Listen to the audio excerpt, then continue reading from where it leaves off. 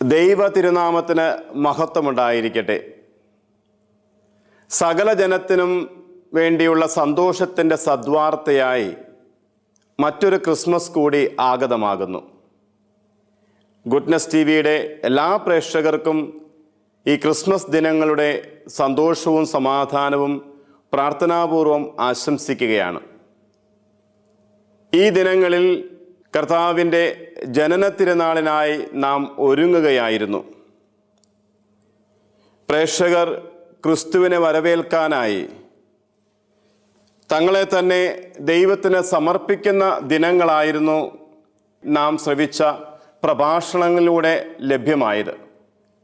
എപ്രകാരമാണ് ദൈവത്തോടൊപ്പം നാം സഞ്ചരിക്കേണ്ടത്? ദൈവത്തോടൊപ്പം സഞ്ചരിക്കുന്ന നമുക്ക് ദൈവത്തിൻ്റെ കൃപയിൽ എങ്ങനെ നിറയാൻ സാധിക്കും? ദൈവത്തെ നമ്മുടെ ജീവിതത്തോട് ചേർത്ത് വെച്ചാൽ ജീവിതം എത്ര സുന്ദരമായി അനുഭവപ്പെടും. നമ്മുടെ സ്വപ്നങ്ങളിൽ ദൈവ സാന്നിധ്യം കടന്നു വരണം. കൂടെ ആയിരിക്കുന്നവരെ പരിഗണിക്കണം. പുൽക്കൂടിൻ്റെ സ്നേഹാനുഭവം നമുക്കും മറ്റുള്ളവർക്കും ലഭ്യമാകണം. രക്ഷകനെ കാണാൻ വഴിമാറി നടക്കണം തുടങ്ങിയ വ്യത്യസ്തമായ വിഷയങ്ങളിലൂടെയാണ് നമ്മെ കൊണ്ടുപോയത്. ഇന്ന് ഈ ഒരു വചന വിചിന്തനം ഞാൻ നടത്തുമ്പോൾ സുവിശേഷങ്ങളിൽ എപ്രകാരമാണ് ക്രിസ്തുവിൻ്റെ ജനന വാർത്ത നാം വായിക്കുന്നത്, നാം അറിയുന്നത് എന്നത് ഒന്ന് പരിശോധിക്കാനുള്ള ഒരു ശ്രമം ഈ വചന വിചിന്തനത്തിലൂടെ നടത്തുകയാണ്. നമുക്കറിയാം, ഏറ്റവും ആദ്യം എഴുതപ്പെട്ട സുവിശേഷം മർക്കോസ് ശ്ലീഹായുടേതാണെങ്കിലും ക്രിസ്തുവിൻ്റെ ജനനത്തെക്കുറിച്ച് കാര്യമായിട്ടൊന്നും തന്നെ അതിൽ ആമുഖത്തിലോ തുടർന്നുള്ള ഉള്ളടക്കത്തിലോ പ്രതിപാദിക്കുന്നതായിട്ട് നാം കാണുന്നില്ല. മത്തായിയുടെ സുവിശേഷവും ലൂക്കായുടെ സുവിശേഷവും യോഹന്നാൻ്റെ സുവിശേഷവും ക്രിസ്തുവിൻ്റെ ജനന വാർത്തയെ അറിയിക്കുന്നുണ്ട്. മത്തായിയുടെ സുവിശേഷത്തിൽ നിന്ന് നമുക്ക് അത് ആരംഭിക്കാം. മത്തായിയുടെ സുവിശേഷം 1-ാം അധ്യായത്തിൻ്റെ 18 മുതൽ 25 വരെയുള്ള വാക്യങ്ങൾ യേശുക്രിസ്തുവിൻ്റെ ജനനത്തെക്കുറിച്ച് നമ്മെ അറിയിക്കുന്ന സുവിശേഷ ഭാഗമാണ്. മത്തായിയുടെ സുവിശേഷം ഗൗരവമായി പഠിച്ചിട്ടുണ്ടെങ്കിൽ നമുക്കറിയാം, ഈ സുവിശേഷം എഴുതപ്പെട്ടത് പ്രധാനമായും യഹൂദ മതത്തിൽ നിന്ന് ക്രൈസ്തവ വിശ്വാസത്തിലേക്ക് കടന്നു വന്നിട്ടുള്ള സമൂഹത്തെ ഉദ്ദേശിച്ചുകൊണ്ടാണ്, ലക്ഷ്യം വെച്ചുകൊണ്ടാണ്. അതുകൊണ്ട് തന്നെ യഹൂദ വിശ്വാസികളായിരുന്നവർക്ക് പരിചിതമായ പ്രമേയങ്ങളിലൂടെ യേശു ലോകരക്ഷകനാണെന്ന് സ്ഥാപിക്കാനുള്ള ശ്രമം മത്തായി സുവിശേഷകൻ്റെ രചനയിലുടനീളം നമുക്ക് ദൃശ്യമാണ്. അതുകൊണ്ടാണ് മറിയത്തിന് കൊടുക്കുന്ന പ്രാധാന്യത്തേക്കാൾ യേശുക്രിസ്തുവിൻ്റെ ജനന വാർത്തയിൽ യൗസേപ്പിന് കൂടുതൽ പ്രാധാന്യം കൊടുക്കുന്നതായിട്ട് ഈ ബാല്യകാല വിവരണങ്ങളിൽ നാം ദർശിക്കുന്നുണ്ട്. കാരണം യഹൂദ വിശ്വാസത്തിലൂടെ കടന്നുപോയവർക്ക് പരിചിതമായൊരു പേരാണ് ജോസഫ്, പൂർവ്വ യൗസേപ്പ്. ആ പൂർവ്വ യൗസേപ്പ് സ്വപ്നം വ്യാഖ്യാനിക്കുന്നവനായിരുന്നു, ഒരു സ്വപ്നക്കാരനായിരുന്നു. അതുകൊണ്ട് തന്നെ മത്തായിയുടെ രചനയിലേക്ക് കടന്നു വന്നപ്പോൾ മത്തായി ജോസഫിനെ, പുതിയ നിയമത്തിലെ മറിയത്തിൻ്റെ ഭർത്താവായ ജോസഫിനെ ഒരു സ്വപ്നക്കാരനായും ദൈവികമായ സ്വപ്നങ്ങളെ സ്വീകരിച്ചുകൊണ്ട് ദൈവത്തിൻ്റെ സ്വപ്നത്തോട് ചേർന്ന് സഞ്ചരിക്കുന്നവനായും അവതരിപ്പിക്കാനുള്ള ശ്രമം ഇവിടെ നടത്തുന്നുണ്ട്. 1-ാം അധ്യായത്തിൻ്റെ 22-ാമത്തെ വചനം യേശുക്രിസ്തുവിൻ്റെ ജനനത്തെക്കുറിച്ചുള്ള കൃത്യമായ ആ ഒരു സൂചന നമുക്ക് നൽകുന്നു. കന്യക ഗർഭം ധരിച്ച് ഒരു പുത്രനെ പ്രസവിക്കും, ദൈവം നമ്മോടുകൂടെ എന്നർത്ഥമുള്ള എമ്മാനുവേൽ എന്ന് അവൻ വിളിക്കപ്പെടും. ഇത് യെശയ്യാ പ്രവചകന്റെ പുസ്തകത്തിൽ നിന്ന് എടുത്തിട്ടുള്ള ഭാഗമാണ്. യെശയ്യായുടെ പ്രവചനത്തിൻ്റെ 7-ാം അധ്യായം 4-ാമത്തെ വചനം, അതാണ് മത്തായി സുവിശേഷകൻ ഇവിടെ ഉദ്ധരിക്കുക. കന്യക ഗർഭം ധരിച്ച് ഒരു പുത്രനെ പ്രസവിക്കും, ദൈവം നമ്മോട് കൂടെ എന്നർത്ഥമുള്ള ഇമ്മാനുവേൽ എന്ന് അവൻ വിളിക്കപ്പെടും. നമുക്കറിയാം, പഴയ നിയമത്തിൽ ദൈവം മനുഷ്യരോടുകൂടെ വസിക്കാനായി ഉപയോഗിച്ചിരുന്ന സാഹചര്യങ്ങളും സാധ്യതകളും, അത് മേഘത്തിലൂടെ, ദീപസ്തംഭത്തിലൂടെ, വാഗ്ദാന പേടകത്തിലൂടെ, സമാഗമ കൂടാരത്തിലൂടെയൊക്കെ ഈ ഒരു ദൈവം നമ്മോട് കൂടെയുള്ളൊരു അനുഭവം അത് ഇസ്രായേൽ ജനത്തിന് സുപരിചിതമായിരുന്നു. ആ ഒരു സാഹചര്യത്തിൽ നിന്നുകൊണ്ടാണ് കന്യക ഗർഭം ധരിച്ച് ഒരു പുത്രനെ പ്രസവിക്കും, ദൈവം നമ്മോട് കൂടെ വസിക്കുന്നൊരനുഭവം നമുക്കുണ്ടാകുമെന്ന് ഈ സുവിശേഷകൻ നമ്മളോട് പറയുക. നമുക്കറിയാം, മത്തായിയുടെ സുവിശേഷം 28-ാം അധ്യായത്തിൻ്റെ 20-ാം വാക്യത്തിലേക്ക് നാം പോകുമ്പോൾ, സ്വർഗാരോഹണത്തിൻ്റെ സമയത്ത് ക്രിസ്തു തൻ്റെ ശിഷ്യർക്കായി നൽകിയ സന്ദേശത്തിൽ ഇത് വളരെ വ്യക്തമായിട്ട് സൂചിപ്പിക്കുന്നുണ്ട്. ഇതാ, യുഗാന്തം വരെ എല്ലായ്പ്പോഴും ഞാൻ നിങ്ങളോട് കൂടെ ഉണ്ടായിരിക്കും. യുഗാന്തം വരെ ഞാൻ എല്ലായ്പ്പോഴും നിങ്ങളോട് കൂടെ ഉണ്ടായിരിക്കും. പ്രിയമുള്ളവരെ, ഇമ്മാനുവേൽ അനുഭവം, ദൈവം നമ്മോട് കൂടെയുള്ള ഒരു അനുഭവം ക്രിസ്മസ് കാലഘട്ടത്തിൽ പ്രത്യേകമായിട്ട് നമുക്ക് നൽകപ്പെടുന്ന ഒരു വലിയ സന്ദേശമാണ്. ദൈവം നമ്മോട് കൂടെ ഉണ്ട് എന്ന യാഥാർത്ഥ്യം നാം തിരിച്ചറിയുമ്പോൾ ഒരു ചോദ്യം വളരെ പ്രസക്തമാണ്. നമ്മോട് കൂടെയുള്ള ദൈവത്തിൻ്റെ കൂടെ നാം സഞ്ചരിക്കുന്നുണ്ടോ എന്നുള്ള ചോദ്യം. ദൈവം നമ്മോട് കൂടെയുണ്ട്, അത് ശരിയാണ്. എന്നാൽ ആ ദൈവത്തിൻ്റെ കൂടെയാണോ ഞാൻ സഞ്ചരിക്കുന്നത്? ആ ദൈവത്തിൻ്റെ കൂടെ ഞാൻ സഞ്ചരിക്കുന്നുണ്ടെങ്കിലാണ് ഈ ക്രിസ്മസ് എനിക്കൊരു വ്യക്തിപരമായ ഒരു മാനസാന്തരത്തിൻ്റെ ഒരു തലം സൃഷ്ടിക്കുകയുള്ളൂ, ഒരു അനുഭവം എനിക്ക് നൽകുകയുള്ളൂ. ജോസഫ് ദൈവത്തിൻ്റെ കൂടെ സഞ്ചരിച്ചപ്പോൾ ദൈവം കൽപ്പിച്ചത് ദൈവത്തിൻ്റെ ദൂത് അതുപോലെ സ്വീകരിക്കാനായി ജോസഫിന് പ്രയാസമില്ലായിരുന്നു. മറിയത്തെ ഭാര്യയായി സ്വീകരിക്കാൻ ശങ്കിക്കേണ്ട എന്നുള്ള ദൈവിക അരുളപ്പാടിൻ്റെ മുൻപിൽ ജോസഫിൻ്റെ എല്ലാ സംശയവും ദൂരീകരിക്കപ്പെടുകയും ജോസഫ് ദൈവത്തിൻ്റെ ദൂതൻ പറഞ്ഞതനുസരിച്ച് പ്രവർത്തിക്കുകയും ചെയ്ത് നമ്മൾ കാണുന്നുണ്ട്.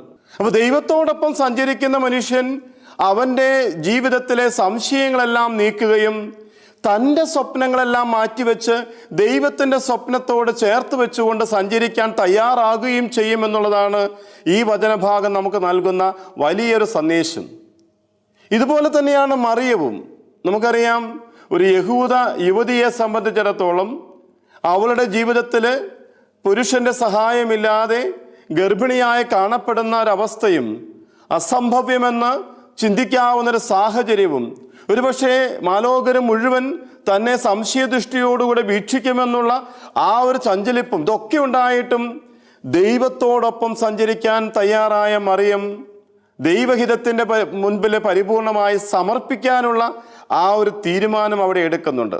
പ്രിയമുള്ളവരെ, എന്നെ ശ്രവിക്കുന്ന ഗുഡ്നസ് ടിവിയുടെ എല്ലാ പ്രേക്ഷകരോടും ഈ ക്രിസ്മസിൻ്റെ അവസരത്തിൽ എനിക്ക് ചോദിക്കാനുള്ള ചോദ്യം ഇതാണ്: ദൈവം നമ്മോട് കൂടെ ഇറങ്ങി വരുന്ന ഈ ഒരു അനുഭവത്തിൽ ദൈവത്തോടൊപ്പം സഞ്ചരിക്കാൻ നാം തയ്യാറുണ്ടോ? വിശുദ്ധ ജോൺ ക്രിസോസ്റ്റമാണ് പറഞ്ഞത്, പുൽക്കൂട് നമ്മെ സംബന്ധിച്ചിടത്തോളം വ്യത്യസ്തമായ ഒരു അനുഭവം നമുക്ക് നൽകുന്നുണ്ട്. മനുഷ്യനെ തേടിയിറങ്ങുന്ന ദൈവവും ദൈവത്തെ തേടി സഞ്ചരിക്കുന്ന മനുഷ്യനും തമ്മിലുള്ള സമാഗമ ഇടമാണ് പുൽക്കൂട്.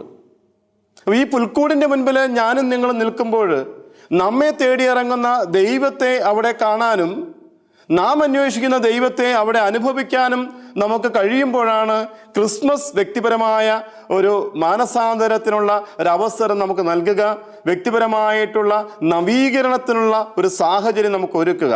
അങ്ങനെയാണെങ്കിൽ ഇന്നത്തെ ആദ്യത്തെ ചിന്തയിൽ മത്തായിയുടെ സുവിശേഷത്തിൽ നിന്നുള്ള ഈ വിവരണത്തിൻ്റെ വെളിച്ചത്തിൽ നമുക്ക് ചിന്തിക്കാനുള്ളത്, ദൈവം നമ്മോട് കൂടെയാണ്. ആ ദൈവത്തോടു കൂടെ നാമും സഞ്ചരിക്കേണ്ടിയിരിക്കുന്നു. യെശയ്യാ പ്രവാചകന്റെ പുസ്തകം 9-ാം അധ്യായത്തിൻ്റെ 2-ാമത്തെ വചനം നമ്മളോട് പറയും, അന്ധകാരത്തിൽ കഴിഞ്ഞിരുന്ന ജനം വലിയ ഒരു പ്രകാശം കണ്ടു. കൂരിരുട്ടിൽ കഴിഞ്ഞിരുന്ന ജനത്തിന് വലിയൊരു പ്രകാശം അനുഭവപ്പെട്ടു. പ്രിയമുള്ളവരെ, ക്രിസ്മസ് നമുക്ക് വലിയൊരു പ്രകാശത്തിൻ്റെ തിരുനാളാണ്. ആ ഒരു പ്രകാശം നമ്മളോട് പറയുന്നത് ലോകത്തിൻ്റെ പ്രകാശമായി അവതരിച്ച മിശിഹായെ കാണാനും ആ മിശിഹായെ അനുഭവിക്കാനും കഴിയുന്നവർക്ക് ഈ ലോകത്തിന് മുഴുവൻ പ്രകാശമായി തീരുവാനുള്ള ഒരു വിളി അവിടെ ഉണ്ട് എന്നുള്ള സത്യം തന്നെയാണ്. നാം ഓരോരുത്തരും ഈ ഭൂമിയിലേക്ക് അയക്കപ്പെട്ടിരിക്കുന്നത് ക്രിസ്തു അയക്കപ്പെട്ടതുപോലെ തന്നെ മറ്റുള്ളവർക്ക് പ്രകാശമായി തീരുക എന്നുള്ള ദൗത്യത്തോടു കൂടിയാണ് എന്ന് ഈ വചനഭാഗം നമ്മെ ഓർമ്മപ്പെടുത്തുന്നുണ്ട്. പ്രിയമുള്ളവരെ, നമുക്കറിയാം, ദൈവം നമ്മോടൊത്ത് വസിക്കുമ്പോൾ ഈ ദൈവത്തെ ഭയപ്പെട്ട് പിന്മാറേണ്ടവരല്ല നാം എന്നുള്ള സന്ദേശവും ഈ വചനഭാഗത്തിൽ അന്തർലീനമാണ്. പഴയ നിയമത്തിൽ നമുക്കറിയാം, പുറപ്പാട് പുസ്തകത്തിൽ ദൈവത്തെ നോക്കാനായിട്ട് ഭയപ്പെട്ടിരുന്ന മോശയെയും യഹൂദ ജനത്തെയും പുറപ്പാട് പുസ്തകം 3-ാം അധ്യായത്തിൻ്റെ 5-6 വാക്യങ്ങളിൽ നാം കാണുന്നുണ്ട്. എന്നാൽ ദൈവം നമ്മോടൊത്ത് വസിക്കാനായിട്ട് തയ്യാറായപ്പോൾ ഇനി ആ ദൈവത്തെ ഭയപ്പാടോടുകൂടെ നിങ്ങൾ കാണരുത്. ആ ദൈവം നിങ്ങളോടൊപ്പം സഞ്ചരിക്കുന്ന, നിങ്ങളെ സന്ദർശിക്കുന്ന, നിങ്ങളോട് കൂടെ ആയിരിക്കാൻ ആഗ്രഹിക്കുന്ന ദൈവമാണ് എന്ന് ഈ സുവിശേഷ ഭാഗം മത്തായിയുടെ സുവിശേഷത്തിൻ്റെ വിവരണത്തിലൂടെ നമുക്ക് വ്യക്തമാക്കി തരുന്നു. രണ്ടാമതായിട്ട് ലൂക്കാ സുവിശേഷകൻ എപ്രകാരമാണ് ഈ ജനന വാർത്തയെ വിവരിക്കുന്നത് എന്നുള്ളത് നാം ഒന്ന് മനസ്സിലാക്കാൻ ശ്രമിക്കുകയാണ്.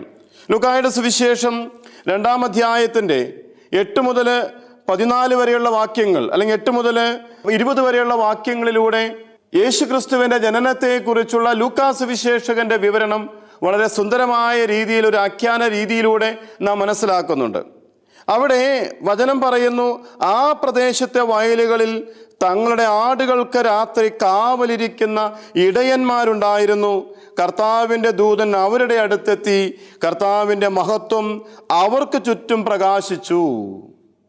പ്രിയമുള്ളവരെ, സന്തോഷത്തിൻ്റെ സദ്വാർത്ത, ദൈവം നമ്മോട് കൂടെയുണ്ട് എന്ന് മാലോകര് മുഴുവൻ കേൾക്കാൻ ആഗ്രഹിച്ച സന്തോഷത്തിൻ്റെ സദ്വാർത്ത ആദ്യം അറിയിക്കപ്പെട്ടത് ഇടയന്മാർക്കായിരുന്നു. അത് വളരെ കൃത്യമായ രീതിയിൽ ലൂക്കാ സുവിശേഷകൻ നമ്മോട് പറയുന്നു. സമൂഹത്തിൻ്റെ താഴെ തട്ടിലുള്ളവർക്കും അവഗണിക്കപ്പെട്ടവർക്കും ദൈവം അനുഗ്രഹങ്ങൾ നൽകുന്നു എന്നുള്ളത് തന്നെയാണ് ലൂക്കാ സുവിശേഷകന്റെ മുഖ്യ പ്രമേയമായിട്ട് നാം ഉടനീളം ദർശിക്കുന്നത്.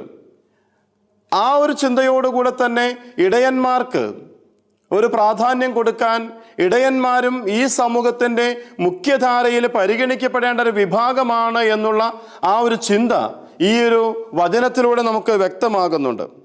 പ്രിയമുള്ളവരെ, ഇടയന്മാർക്ക് അവരുടെ പ്രത്യേകതയിൽ രാത്രി മുഴുവൻ അവർ ജാഗരൂകരായി ആടുകൾക്ക് കാവലിരിക്കുന്നവരാണ്. ദൈവത്തിൻ്റെ സ്വരത്തിനായി കാത്തിരിക്കുന്നവർ ഈ ജാഗരൂകത കൈവെടിയാതെ എപ്പോഴും ദൈവസ്വരത്തിനായി കാതോർക്കാനായിട്ട് സമയം കണ്ടെത്തേണ്ടവരാണ് എന്നുള്ള ചിന്തയും ഈ ഇടയന്മാർ നമുക്ക് നൽകുന്നുണ്ട്. വചനം അവരോട് പറയുന്നു, ദൈവത്തിൻ്റെ ദൂത് അവരോട് പറയുന്നത്, നിങ്ങൾ ഭയപ്പെടേണ്ട. സകല ജനത്തിനും വേണ്ടിയുള്ള സന്തോഷത്തിൻ്റെ സദ്വാർത്തയുമായിട്ടാണ് ഈ ദൂതൻ കടന്നു വന്നിരിക്കുന്നത്. പ്രിയമുള്ളവരെ, ഇന്ന് ഈ വചനഭാഗം നമ്മൾ വായിക്കുമ്പോൾ ഇന്നത്തെ ആധുനിക മനുഷ്യനോടും ഈ വചനം പറയുന്നത് ഭയപ്പെടേണ്ട എന്ന് തന്നെയാണ്. ഇന്ന് നമ്മയൊക്കെ ഒത്തിരിയേറെ ഭയങ്ങൾ ഗ്രസിക്കുന്നുണ്ട്. വ്യത്യസ്തമായ സാഹചര്യങ്ങളിലൂടെ കടന്നു പോകുന്ന നമുക്ക് നമ്മെ ഭയപ്പെടുത്തുന്ന ഒത്തിരിയേറെ സാഹചര്യങ്ങൾ, ഒത്തിരിയേറെ കാരണങ്ങൾ ഇന്ന് നമ്മുടെ മുൻപിലുണ്ട്. സാമ്പത്തികമായ പ്രതിസന്ധിയിലൂടെ കടന്നു പോകുന്നവരുണ്ട്, കുടുംബജീവിതത്തിൻ്റെ പ്രതിസന്ധി അനുഭവിക്കുന്നവരുണ്ട്, തൊഴിലില്ലായ്മയുടെ ആ ഒരു രൂക്ഷമായ പ്രശ്നം നേരിടുന്ന യുവജനങ്ങളുണ്ട്, മക്കളും മാതാപിതാക്കളും തമ്മിലുള്ള ബന്ധങ്ങളിൽ വിള്ളൽ അനുഭവപ്പെട്ടതിൻ്റെ പേരിലുള്ള ആ ഒരു സമാധാനം നഷ്ടപ്പെടുന്ന ആളുകളുണ്ട്, പ്രായമായവരെ അവഗണിക്കുന്ന ഒരു സംസ്കാരത്തിൻ്റെ ഭാഗമായിട്ട് ഈ സമൂഹത്തിൽ സംഭവിച്ചുകൊണ്ടിരിക്കുന്ന വേദനയും കഷ്ടപ്പാടുമുണ്ട്. അങ്ങനെ നോക്കിക്കഴിഞ്ഞാൽ ഒരു അരക്ഷിതാവസ്ഥ എല്ലാ മേഖലകളിലും നമ്മെ കീഴടക്കുന്നുണ്ട്. പക്ഷേ തമ്പുരാൻ്റെ വചനം, തമ്പുരാൻ്റെ ദൂതന്മാർ നമ്മളോട് പറയുന്നു, ഭയപ്പെടേണ്ട. സകല ജനത്തിനും വേണ്ടിയുള്ള സന്തോഷത്തിൻ്റെ സദ്വാർത്തയുമായിട്ടാണ് ഈ ദൂതന്മാർ ഇടയന്മാരുടെ അടുക്കലേക്ക്, ഈ ലോകത്തിൻ്റെ മുമ്പിലേക്ക് അയക്കപ്പെട്ടിരിക്കുന്നത്. ഇന്ന് ദാവീദിന്റെ നഗരത്തിൽ നിങ്ങൾക്കായി ഒരു രക്ഷകൻ കർത്താവായ ക്രിസ്തു ജനിച്ചിരിക്കുന്നു. ഒന്ന് നോക്കണേ, ദാവീദിനെ ദൈവം എപ്രകാരമാണ് തെരഞ്ഞെടുത്തതെന്ന് സാമുവേലിന്റെ പുസ്തകത്തിൽ നമ്മൾ വായിക്കുന്നുണ്ട്. സാവൂളിന് പകരക്കാരനായി ജസ്സയുടെ പുത്രന്മാരിലെ ഏറ്റവും ഇളയവനായിട്ടുള്ള ദാവീദിനെ, അന്ന് ദാവീദ് ഇടയച്ചെറുക്കനാണ്, ജസ്സയുടെ എല്ലാ മക്കളെയും നിരത്തി നിർത്തിയിട്ടും ദൈവം അവരിൽ ആരിലും സംപ്രീതനാവുകയോ അവരെ സാവൂളിന്റെ പിൻഗാമിയായിട്ട് തിരഞ്ഞെടുക്കുകയോ ചെയ്യാതിരുന്നപ്പോൾ സാമുവേൽ തന്നെ ജസ്സയോട് ചോദിക്കുന്നുണ്ട്, ഇനിയും നിനക്ക് പുത്രന്മാരില്ലേ? ജസ്സ പറയുന്നുണ്ട്, ഒരാൾ കൂടിയുണ്ട്, ദാവീദുണ്ട്, അവൻ ഇടയനാണ്, അവൻ ആടുകളുടെ അടുത്താണ്, അവനെ കൂടി കൊണ്ടുവരാനായിട്ട് ആവശ്യപ്പെട്ടപ്പോഴാണ് ദാവീദ് അവിടേക്ക് വരുന്നത്. അവനിലാണ് ദൈവം സംപ്രീതനാകുന്നത്. വചനം പറയുന്നു, ദാവീദിന്റെ നഗരത്തിൽ, ആ ദാവീദിന്റെ തുടർച്ചയാണ്, ആ വംശത്തിൽ നിന്നാണ് രക്ഷകൻ പിറന്നിരിക്കുന്നത്, ആ നഗരത്തിലാണ് രക്ഷകൻ ജനിച്ചിരിക്കുന്നത്. ഈ സന്ദേശമാണ് ദൂതന്മാര് ഇടയന്മാർക്കായിട്ട് പങ്കുവെച്ച് നൽകുന്നത്. പ്രിയമുള്ളവരെ, ഇടയന്മാരെ തിരഞ്ഞെടുത്തതിലൂടെ, ദാവീദിനെ തിരഞ്ഞെടുത്തതിലൂടെ ദൈവം നമ്മളോട് പറയുന്നുണ്ട്, ഈ ലോകത്തില് ഏറ്റവും കൂടുതൽ പരിഗണനയും സ്നേഹവും നൽകേണ്ടത് ഇത്തരത്തില് സമൂഹത്തിന്റെ മുഖ്യധാരയിൽ നിന്ന് മാറ്റി നിർത്തപ്പെട്ട ഇടയന്മാരെ പോലെയുള്ള ആളുകൾക്കാണ്. ഒരുപക്ഷെ സമൂഹത്തിന്റെ മുൻപിൽ അധികമൊന്നും ശ്രദ്ധിക്കപ്പെടാതിരിക്കുന്ന മനുഷ്യർക്ക് നമ്മുടെയൊക്കെ ജീവിതത്തിൽ നമ്മുടെ രക്ഷകരായിട്ടും നമ്മുടെ ജീവിതത്തെ സ്വാധീനിക്കുന്നവരായിട്ടും മാറാനുള്ള സാധ്യതകളുണ്ട് എന്ന് ഈ വചനഭാഗം നമ്മെ ഓർമ്മപ്പെടുത്തുന്നുണ്ട്. പുൽക്കൂട് നമുക്ക് നൽകുന്ന വളരെ വ്യത്യസ്തമായ പാഠങ്ങളും അനുഭവങ്ങളുമുണ്ട്. ദൈവത്വത്തെക്കുറിച്ചും രാജഗിതിയെക്കുറിച്ചും അധികാരത്തെക്കുറിച്ചും ഉള്ള മാനവ സങ്കല്പങ്ങളിൽ നിന്ന് വ്യത്യസ്തമായിട്ട് പുൽക്കൂടോളം ചെറുതാകാൻ തയ്യാറാകുന്ന ഒരു ദൈവത്തിൻ്റെ പുത്രനെ ഇവിടെ വചനം അവതരിപ്പിക്കുന്നുണ്ട്. തന്നേക്കാൾ ചെറിയവരാരും തന്നെ ഈ ലോകത്ത് ഇനിയും പിറക്കാൻ പാടില്ല എന്നുള്ളൊരു നിശ്ചയദാർഢ്യം ഉണ്ടായതുപോലെ തന്നെയാണ് ദൈവത്തിൻ്റെ പുത്രൻ ആ പുൽക്കൂടിൽ വന്ന് പിറക്കുന്നത്. നമ്മളൊരു ഗാനത്തിൽ പാടാറുണ്ടല്ലോ, ഇത്ര ചെറുതാകാൻ എത്ര വളരേണ്ടിയിരിക്കുന്നു. ദൈവത്തിന് ഇത്രമാത്രം ചെറുതാകാമെന്നുണ്ടെങ്കിൽ നാമും നമ്മുടെ ജീവിതാവസ്ഥകളിലും ജീവിത സാഹചര്യങ്ങളിലും അത്രയേറെ ചെറുതാകേണ്ടവരാണെന്നും ആ ചെറുതിന് അതിൻ്റെതായ മഹത്വമുണ്ട് എന്നും നമ്മെ ഈ പുൽക്കൂട് ഓർമ്മപ്പെടുത്തുന്നുണ്ട്. ഹൃദയത്തിൽ പുൽക്കൂടിൻ്റെ ചൈതന്യം പേറിക്കൊണ്ട് ജീവിക്കുന്നവരായി മാറണമെന്നുള്ള സന്ദേശം ഈ പുൽക്കൂട് നമുക്ക് നൽകുന്നുണ്ട്. പ്രിയമുള്ളവരെ, പുൽക്കൂടിൻ്റെ ചൈതന്യം നമുക്ക് എങ്ങനെ നമ്മുടെ ജീവിത സാഹചര്യങ്ങളിൽ പ്രാവർത്തികമാക്കാം എന്നുള്ളത് കൂടി നാം വളരെ ഗൗരവമായിട്ട് പരിശോധിക്കേണ്ടിയിരിക്കുന്നു. അയൽക്കാരൻ്റെ കുടിലിനെ അവഗണിച്ചുകൊണ്ട് കോടികൾ മുടക്കി മണിമന്ദിരങ്ങൾ പണിയുന്നവരും അയൽ വീട്ടിലെ കുഞ്ഞിൻ്റെ വിവാഹത്തിന് വേണ്ടിയിട്ടുള്ള കാര്യങ്ങൾക്ക് നെട്ടോട്ടമോടുന്ന അവശരായ ദരിദ്രരായ അയൽക്കാരെ അവഗണിച്ചുകൊണ്ട് നാം നടത്തുന്ന വിവാഹ ധൂർത്തുകളുമൊക്കെ ഈ പുൽക്കൂടിൻ്റെ ചൈതന്യം നമ്മിൽ നിന്ന് എടുത്തു മാറ്റുന്നുണ്ട് എന്നുള്ളത് വിസ്മരിക്കാതിരിക്കാം. പുൽക്കൂട് നമുക്ക് വലിയൊരു അടയാളമാണ്. അത് എളിമയുടെയും ചെറുതാകലിൻ്റെയും വലിയ സന്ദേശം നമുക്ക് നൽകുന്നുണ്ട്. ആ സന്ദേശം ഉൾക്കൊള്ളുന്നവരായി മാറാൻ ഈ ലൂക്കാസ് വിശേഷകന്റെ ഈ വിവരണങ്ങൾ നമ്മെ പ്രചോദിപ്പിക്കേണ്ടിയിരിക്കുന്നു. മൂന്നാമതായിട്ട് യോഹന്നാന്റെ സുവിശേഷത്തിൽ എപ്രകാരമാണ് ഈ ക്രിസ്തുവിൻ്റെ ജനനത്തെക്കുറിച്ച് പറയുന്നത് എന്നതുകൂടി നമുക്കൊന്ന് കാണാനായിട്ട് ശ്രമിക്കാം. യോഹന്നാന്റെ സുവിശേഷം നമുക്കറിയാം, മറ്റു സുവിശേഷങ്ങളിൽ നിന്ന് ദൈവശാസ്ത്രപരമായിട്ട് ഏറെ വ്യത്യസ്തതയുള്ള ഒരു സുവിശേഷ രചനയാണ് നമുക്ക് നൽകുന്നത്. യോഹന്നാന്റെ 1-ാമത്തെ അധ്യായത്തിൽ 9-ാമത്തെ വചനം ക്രിസ്തുവിൻ്റെ ജനനത്തെക്കുറിച്ചുള്ള സൂചനയുമായി നമ്മളോട് പറയുമ്പോൾ ഇപ്രകാരം പറയുന്നു, എല്ലാ മനുഷ്യരെയും പ്രകാശിപ്പിക്കുന്ന യഥാർത്ഥ വെളിച്ചം ലോകത്തിലേക്ക് വരുന്നുണ്ടായിരുന്നു. എല്ലാ മനുഷ്യരെയും പ്രകാശിപ്പിക്കുന്ന യഥാർത്ഥ വെളിച്ചം അത് ക്രിസ്തു തന്നെയായിരുന്നു. നൂറ്റാണ്ടുകളായ മനുഷ്യൻ്റെ ഒരു അന്വേഷണ ത്വരയുണ്ടായിരുന്നു. ശരിയായ പ്രകാശത്തിലേക്ക്, ശരിയായ ജീവനിലേക്ക്, ശരിയായ സത്യത്തിലേക്ക് തങ്ങളെ നയിക്കാനുള്ള ഒരു ആഗ്രഹവും പ്രാർത്ഥനയും ഈ മനുഷ്യ മനസ്സുകളൊക്കെ ഉയർത്തുണ്ടായിരുന്നു. യോഹന്നാൻ കൃത്യമായി പറഞ്ഞു വയ്ക്കുന്നു, എല്ലാ മനുഷ്യരെയും പ്രകാശിപ്പിക്കുന്ന യഥാർത്ഥ വെളിച്ചം അവൻ ഈ ലോകത്തിലേക്ക് വരുന്നുണ്ടായിരുന്നു. എന്നാൽ അവൻ സ്വജനത്തിൻ്റെ അടുത്തേക്ക് വന്നെങ്കിലും സ്വജനം അവനെ സ്വീകരിച്ചില്ല, അവനെ തിരിച്ചറിഞ്ഞില്ല എന്നുകൂടി യോഹന്നാൻ എഴുതി ചേർക്കുന്നു. പ്രിയമുള്ളവരെ, യേശുവിന് ജനിക്കാൻ സത്രത്തിൽ ഇടമുണ്ടായിരുന്നില്ല എന്ന് ലൂക്കാസ് സുവിശേഷകൻ വിവരിക്കുന്നുണ്ട്. അവന് സ്വന്തമായിട്ട് ഈ ഭൂമിയിൽ ഒന്നുമില്ല എന്നുള്ളത് വചനഭാഗങ്ങളിലൂടെ കടന്നു പോകുമ്പോൾ നാം തിരിച്ചറിയുന്നുണ്ട്.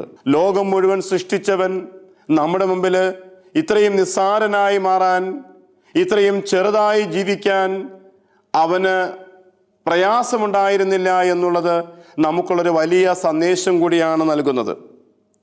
യോഹന്നാന്റെ സുവിശേഷത്തിൽ ലോകം, കോസ്മോസ്, അത് ദൈവത്തിൻ്റെ സൃഷ്ടിയായ പ്രപഞ്ചത്തെയോ പാപത്തിൽ കഴിയുന്നവരും രക്ഷ ആവശ്യമുള്ളവരുമായ മനുഷ്യകുലത്തെയോ ദൈവത്തോട് മറുതലിച്ച് സത്യത്തെ എതിർക്കുന്ന പൈശാചിക മണ്ഡലത്തെയോ ആണ് സൂചിപ്പിക്കുന്നത്. നമുക്കൊക്കെ അറിയാം. പ്രകാശമായി കടന്നു വന്ന ദൈവപുത്രനെ സ്വീകരിക്കാൻ ലോകത്തിന് കഴിയാതെ പോകുന്നു. 14-ാമത്തെ വചനത്തിലേക്ക് വരുമ്പോൾ നാം മനസ്സിലാക്കുന്നു, വചനം മാംസമായി നമ്മുടെ ഇടയിൽ കൂടാരമടിച്ചു, അവൻ്റെ മഹത്വം ഞങ്ങൾ ദർശിച്ചു.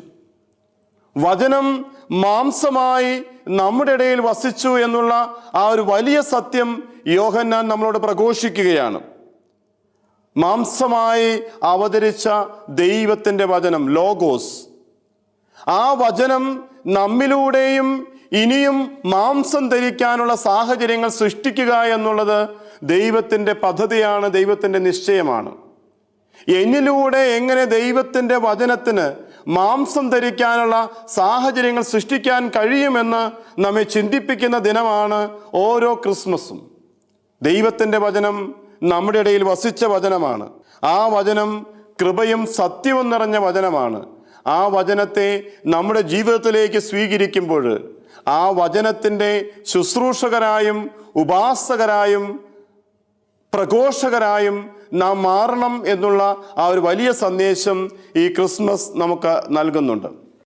വചനം മാംസമായി നമ്മുടെ ഉള്ളിൽ വസിക്കുന്നുണ്ടെങ്കിൽ ഈ വചനത്തിൻ്റെ വെളിച്ചത്തിനനുസരിച്ച് നമ്മുടെ ജീവിതത്തെ ക്രമപ്പെടുത്താനുള്ള വലിയൊരു ആഹ്വാനവും ഈ വചനം നമുക്ക് നൽകുന്നുണ്ട്. ക്രിസ്തുവിനെ അന്വേഷിച്ച് കണ്ടെത്തിയ മനുഷ്യർക്ക് അവരുടെ ജീവിതത്തിൽ ക്രിസ്തു എപ്രകാരമാണ് ഒരു പരിവർത്തനത്തിനുള്ള സാധ്യത സൃഷ്ടിച്ചതെന്ന് സുവിശേഷത്തിലുടനീളം ഒത്തിരിയേറെ ഉദാഹരണങ്ങൾ നാം കാണുന്നുണ്ട്. ക്രിസ്തുവിനെ കാണാനായി ആഗ്രഹിച്ചിറങ്ങിയ സക്കേവുസ് ക്രിസ്തുവിനെ കണ്ടുമുട്ടിയപ്പോൾ വേറൊരു മനുഷ്യനായി മാറിയത് ലൂക്കാസ് സുവിശേഷകൻ വിവരിക്കുന്നുണ്ട് 19-ാം അധ്യായത്തിൽ. ക്രിസ്തുവിനെ കാണാനായി ഇറങ്ങിത്തിരിച്ച നിക്കോദേമോസ് യോഹന്നാന്റെ സുവിശേഷം 3-ാം അധ്യായത്തിൽ രാത്രിയിൽ ക്രിസ്തുവിൻ്റെ അടുക്കിലേക്ക് വരുന്ന നിക്കോദേമോസ് പിന്നീട് പ്രകാശത്തിൽ ഈ ക്രിസ്തുവിനെ ഏറ്റുപറയാൻ തക്ക രീതിയിലുള്ള ധൈര്യം അവന് ലഭിക്കുന്നത് നമ്മൾ തിരിച്ചറിയുന്നുണ്ട്. സമറിയാക്കാരി സ്ത്രീ യേശുവിൻ്റെ വചനം ശ്രവിച്ചപ്പോൾ, ജീവന്റെ ജലത്തെക്കുറിച്ച് മനസ്സിലാക്കിയപ്പോൾ താൻ കണ്ടുമുട്ടിയത് തൻ്റെ ജീവിതത്തെ കൃത്യമായിട്ട് മനസ്സിലാക്കിയ രക്ഷകനെയാണ് എന്നുള്ള തിരിച്ചറിവോടുകൂടെ ഒരു പുതിയ സ്ത്രീയായിട്ട് രൂപപ്പെടുന്നുണ്ട്. പ്രിയമുള്ളവരെ, ഈ പുൽക്കൂടിൻ്റെ അനുഭവത്തിലേക്ക് ഞാനും നിങ്ങളും കടന്നു വരുമ്പോൾ ഈ വചനം നമ്മെയും സ്വാധീനിക്കേണ്ടിയിരിക്കുന്നു. മാംസമായി എന്നിൽ വസിക്കുന്ന ദൈവത്തിന് എൻ്റെ വാക്കുകളിലൂടെയും എൻ്റെ പ്രവർത്തികളിലൂടെയും എൻ്റെ സാക്ഷ്യ ജീവിതത്തിലൂടെയും പ്രകാശം നൽകാൻ ഞാൻ വിളിക്കപ്പെട്ടിരിക്കുന്നു. ഈ ക്രിസ്മസ് ആഘോഷിക്കുന്ന അവസരത്തിൽ നമുക്ക് ആത്മീയ നിറവോടെ ഈ ക്രിസ്മസ് ആഘോഷിക്കാൻ കഴിയട്ടെ. ഈ 3 സുവിശേഷങ്ങളും നമ്മുടെ മുമ്പിലേക്ക് നൽകിയ ഈ ഒരു വചനാനുഭവത്തെ ഉൾക്കൊണ്ടുകൊണ്ട് പരിവർത്തനത്തിന് വിധേയരായി വെളിച്ചത്തിൻ്റെ സാക്ഷികളായി പ്രകാശം പരത്തുന്ന ജീവിതങ്ങളായി രൂപപ്പെട്ടു വരാൻ നമുക്ക് കഴിയട്ടെ എന്ന് പ്രത്യേകം നമുക്ക് പ്രാർത്ഥിക്കാം. കുറെ കൂടി വചനത്തിൻ്റെ വെളിച്ചത്തിൽ പരിശോധിച്ച് ആത്മാർത്ഥമായ ഒരു നവീകരണം നമ്മിൽ സംഭവിക്കാൻ ഈ പുൽക്കൂട് നമ്മെ സഹായിക്കട്ടെ. ഈ ക്രിസ്മസ് നമുക്ക് പ്രചോദനം നൽകട്ടെ എന്ന് ആത്മാർത്ഥമായി പ്രാർത്ഥിക്കുന്നു. എന്നെ ശ്രവിക്കുന്ന ഗുഡ്നസ് ടിവിയുടെ എല്ലാ പ്രേക്ഷകർക്കും അനുഗ്രഹപ്രദമായ ഒരു ക്രിസ്മസ് ദിനം പ്രാർത്ഥനാപൂർവം നേരുന്നു. ദൈവം നമ്മെ അനുഗ്രഹിക്കട്ടെ.